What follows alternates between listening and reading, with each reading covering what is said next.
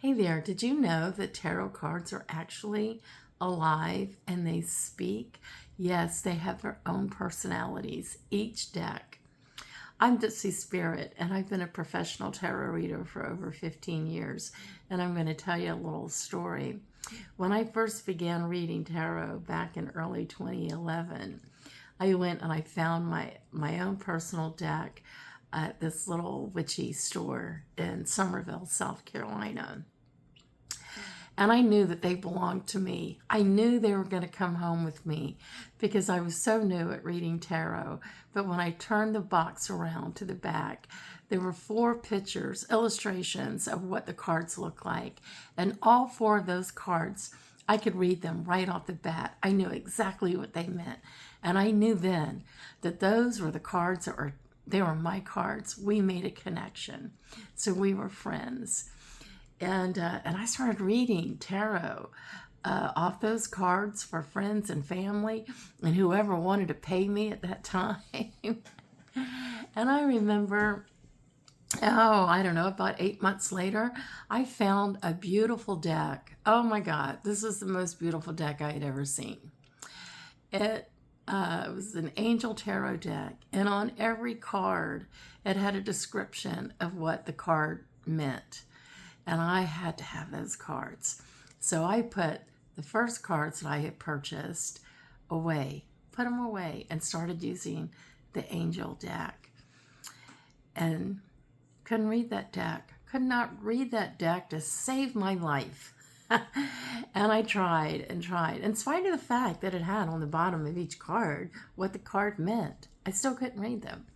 And I remember one day I was so baffled by it, and I went into my kitchen, I was cooking, and I heard my higher divine say, the other cards are jealous. I thought, that's just crazy. That's nuts. Well, I continued to use the angel deck over the next few weeks and still could not read them. Back in the kitchen again 2 weeks later, and I'm listening, to my higher divine say, the other deck is jealous. You need to get rid of the angel deck. So I listened this time. I gave the other deck to a friend of mine, and I pulled my other deck out, the one that was so jealous. And we have been reading tarot since then, since 2011.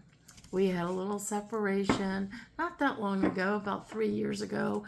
They told me they were tired because they have been reading so many readings for so many people, and they needed to take a break, and that it was okay for me to go get another deck, in which I did.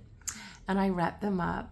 I thanked them. I prayed over them, and I thanked them for being with me and for helping me. And I covered them up with some sage and some crystals, and I put them away.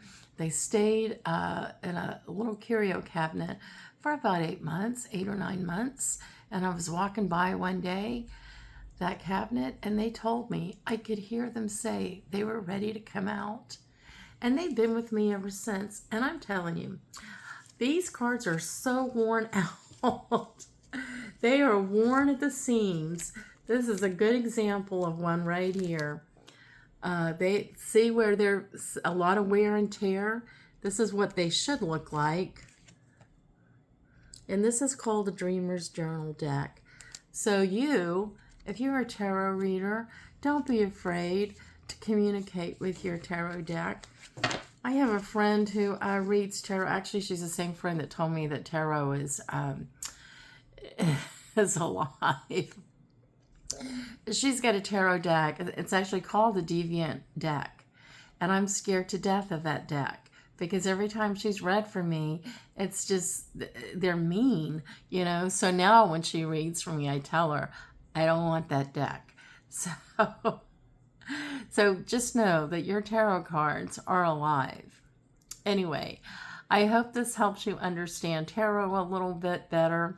And hey, if you want a reading with me, I am offering a 15-minute mini tarot reading for only $11.11. Thank you.